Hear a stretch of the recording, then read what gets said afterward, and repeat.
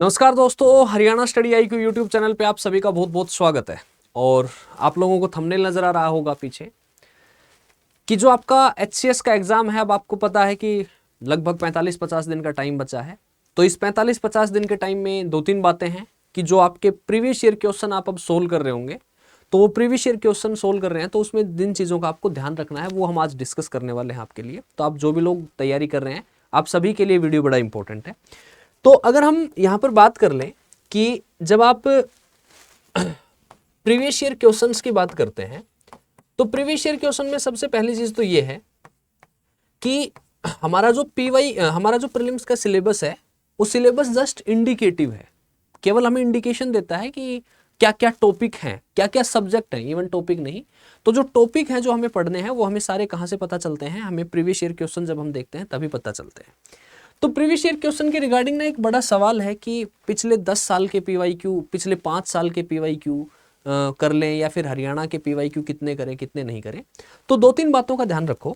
एक तो क्या है कि आप देखोगे कि पिछले 2-3 साल से पहले के जो पेपर हैं तो ऐसा नहीं है कि वो इम्पोर्टेंट नहीं है, बट उस पेपर का जो पैटर्न है, उस पेपर का पैटर्न अलग है। अभी जो रिसेंट पेपर आ रहे हैं उस पेपर का पैटर्न अलग है।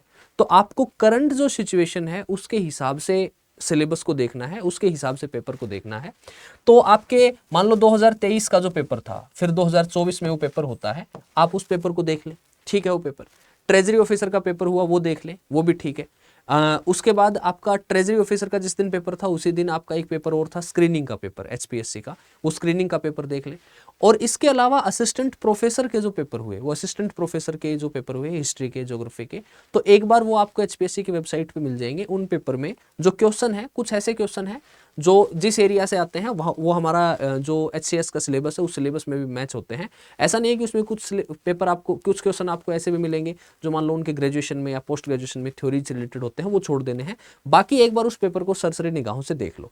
अच्छा, इसके बाद बात आती है कि ये जो पीवाईक्यू हैं, इस पीवाईक्यू में और कहाँ से लगाने हैं। तो मैंने आपको ऑलरेडी बताया है, एनडीए के पेपर हो गए, सीडीएस के पेपर हो गए। तो यहाँ पर एनडीए सीडीएस के पेपर आप देखोगे, सीएपीएफ का पेपर हो गया, यूपीएससी सिविल सर्विसेज एग्जामिनेशन के पेपर हो गए। ये जो पेपर हैं, ये पेपर आप देख लो और मिनिमम 5 साल के तो आप लगा ही लो, 5 ईयर के 5 साल के पेपर तो आप लगा लो। तो 5 साल के पेपर ऐसा नहीं है कि मैंने आपको 5-10, मान लो एनडीए का पेपर साल में 2 बार होता है, सीडीएस का पेपर 2 बार होता है, कि 10 पेपर ये हो गए, 10 ये हो गए, 5 ये हो गए, 5 ये हो गए, ऐसा नहीं है। जब आप सवाल करने बैठोगे ना, तो सवाल करने बैठोगे तो आप देखोगे कि सवाल जो है वो रिपीट हो रहे हैं। एनडीए का क्वेश्चन सीडीएस में है, सीडीएस का क्वेश्चन है वो सीएपीएफ में है। एग्जैक्ट क्वेश्चन नहीं है बट टॉपिक वही है, उसी टॉपिक से स्टेटमेंट जो है वो घुमा फिरा के पूछी गई है। तो आप जब उस टॉपिक, उस चीज को एक बार एनालाइज कर लेंगे तो आप ये देख पाएंगे कि हाँ, अब हमें पता चल गया कि ये जो टॉपिक है, इस टॉपिक से किस किस तरीके की स्टेटमेंट बन सकती है। तो ये कर लो। उसके बाद दूसरा इंपॉर्टेंट डिस्कशन है कि जब आप पीवाईक्यू को एनालाइज कर रहे हो, तो पीवाईक्यू को एनालाइज करते टाइम कभी भी एक गलती मत करना। मैं रिपीटेडली बार बार कहता हूं यही बात, कि ऐसा मत करना कि पीवाईक्यू लगाओ या फिर एमसीक्यू लगाओ और अगर नहीं बन पा रहा है तो केवल उसका आंसर देख लिया ना। बहुत गलत बात है। आंसर देखना है बट आंसर बाद में देखना है। पीवाईक्यू को लगाने का मतलब यह होता है कि आपको खुद ये चीज पता चले कि हाँ, सवाल कहां से आया, उसने ये जो सवाल बनाया तो इस सवाल में वो गलती कैसे करवा सकता है। जब हम वहां पर अपीयर कर रहे होंगे तो उस समय कुछ और भी हमारे ऊपर प्रेशर होता है, तो उस कंडीशन में हम अपने आप को कैसे टैकल करेंगे। और वहीं से आपकी जो अंडरस्टैंडिंग है, वो अंडरस्टैंडिंग क्या होती है, डेवलप होती है। तो पीवाईक्यू को जब लगाना है तो कोई भी क्वेश्चन है, XYZ कोई भी सवाल है, उस सवाल का पूरा डिटेल्ड एनालिसिस देखना है।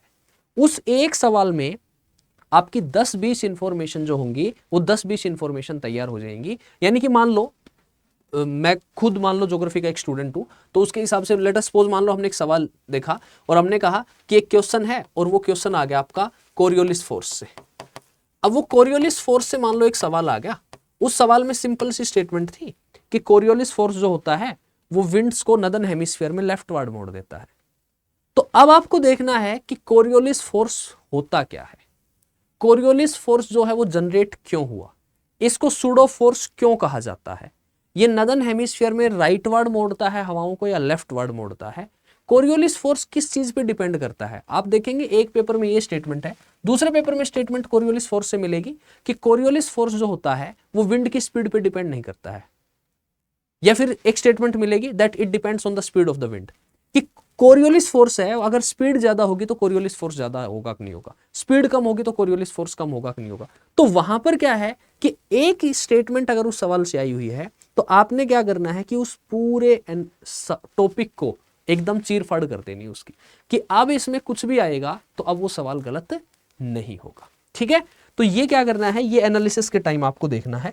तो जब भी पीवाईक्यू का एनालिसिस करेंगे तो 10 सवाल अगर आप बना रहे हो तो उसमें ये मत सोचो केवल 10 ही सवाल हुए हैं, नहीं, उस 10 सवाल को डिटेल हमने पढ़ा है तो हमने 100 सवाल तैयार कर लिए, हमारे पास 100 इंफॉर्मेशन इकट्ठा होगी, हमने 100 चीजों को जान लिया, 100 चीजें हमारी क्या होगी, रिवाइज होगी। ठीक है, अगली बात, read less revise more, revision is your religion, revision revision revision revision, नई चीजें अब पढ़नी नहीं है, जो पुरानी पढ़ी हुई चीजें हैं उन्हीं चीजों का क्या लगाना है, जितने भी PYQ as much as possible, जितने भी पीवाईक्यू जो अब तक तुमने तैयार किया है, जो अब तक तुमने पढ़ा है, वो जितने हो सकते हैं वो लगाओ। ठीक है, क्योंकि अभी आपका टाइम है अपनी अंडरस्टैंडिंग बिल्ड करने का, यही टाइम है अपना स्टेमिना बिल्ड करने का, और यही टाइम है कि आप ये देखें कि हाँ जब हम वहां अपीयर हो रहे हैं तो उस समय हमें किन किन चीजों का ध्यान रखना है, कहां कहां पर हमसे गलती हो सकती है और उस गलती से हमें बचना है।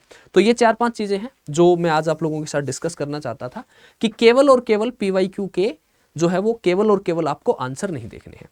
एक चीज और है कि जब आप सवाल कर रहे होंगे, जब आप पीवाईक्यू लगा रहे होंगे, तो पीवाईक्यू लगा रहे होंगे तो आपको ऐसा लगेगा कि मान लो आपने कोई टेस्ट लगा लिया, ठीक है, या फिर मान लो आपने 50 पीवाईक्यू लेके बैठे, 50 लगा लिए, आपने 35 कर पाए, 40 कर पाए, कुछ 5-7 क्वेश्चन ऐसे थे जो 5-7 क्वेश्चन आपने, आपके टीचर ने आपको पढ़ाया, कोई भी टीचर हो, मैं हो या कोई और हो, किसी ने भी आपको पढ़ाया, वो सब आपके नोट्स में नहीं थे।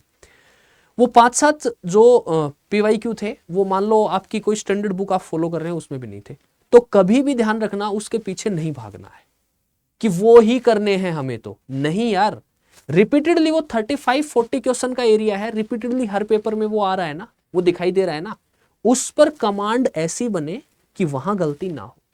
पेपर में कभी भी मुश्किल सवाल जो होता है वो सिलेक्शन नहीं करवाता है, मुश्किल सवाल है वो सबके लिए मुश्किल है, गलती जहां पर हमसे होती है आसान सवाल में, क्योंकि उस इजी क्वेश्चन को बाकी सारी दुनिया सही कर रही होती है, हम गलत कर रहे होते हैं।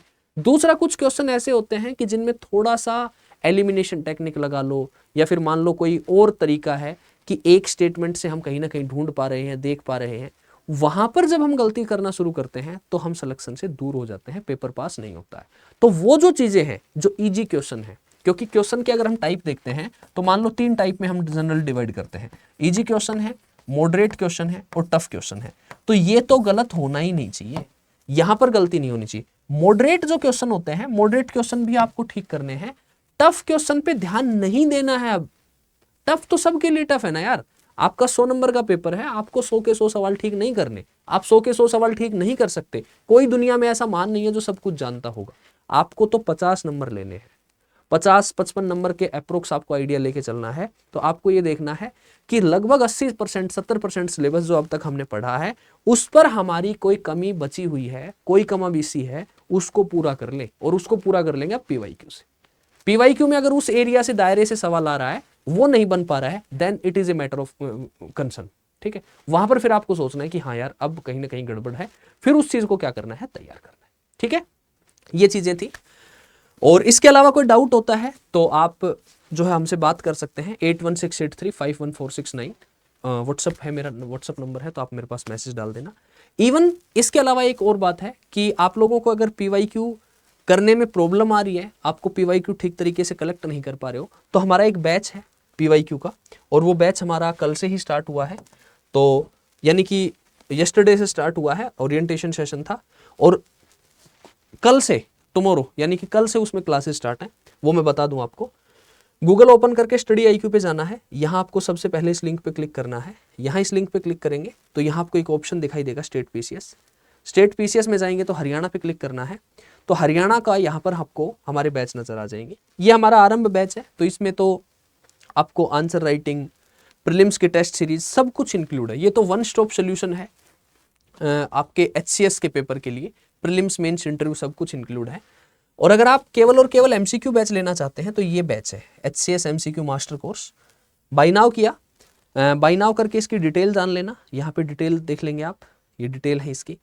और इस बैच में हमारे जो फीचर हैं वो लाइव एमसीक्यू आपको करवाए जाएंगे सभी टॉपिक के, history, geography, polity, economy, environment, science. उसके अलावा यहाँ पर जो एमसीक्यू होंगे उनकी पीडीएफ मिलेगी, उनके सोल्यूशन की पीडीएफ मिलेगी। करंट अफेयर होगा आपका, 1 साल का करंट अफेयर का मैगजीन मिलेगा। सब्जेक्ट वाइज जैसे ही सब्जेक्ट पूरा होगा मॉड्यूल टेस्ट होंगे। और इसके अलावा बजट और इकोनॉमिक सर्वे को हम पीडीएफ फॉर्म में दे देंगे आपको। एग्रीकल्चर है, माइंस हैं, मिनरल्स हैं, स्कीम्स हैं, ये हम आपको दे रहे हैं। और हरियाणा का स्पेसिफिक जो डेटा है वो आपको मिल जाएगा।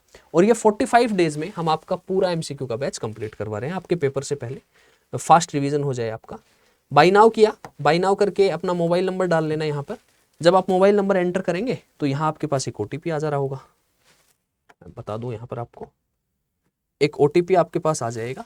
और वो जो ओटीपी है वो यहाँ पर आप एंटर कर देंगे। तो ये ओटीपी आपने एंटर कर दिया,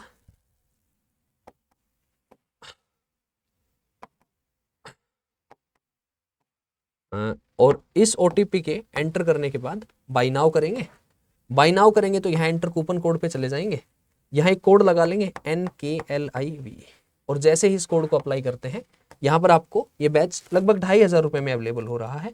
एंड इसमें आपकी जो है वो MCQ की पूरी तैयारी करवाई जाएगी, पूरी प्रैक्टिस करवाई जाएगी। और कोई डाउट होता है तो आप जो है वो कमेंट सेक्शन में बता सकते हैं, या पर्सनली अगर आपको कोई भी डाउट होता है आपके इस पेपर से related then feel free to contact with us. Okay, so bye bye, see you, take care, best of luck.